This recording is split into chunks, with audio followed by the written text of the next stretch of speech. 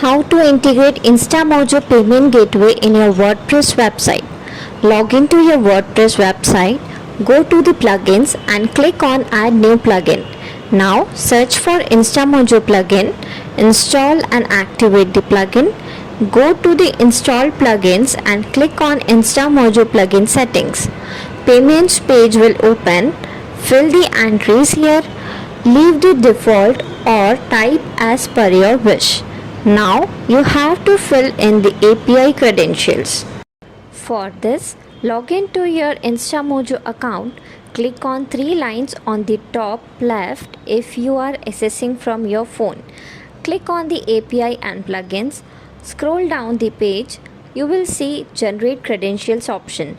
For generating credentials, first click on the WordPress WooCommerce option in the Available Platform section right above.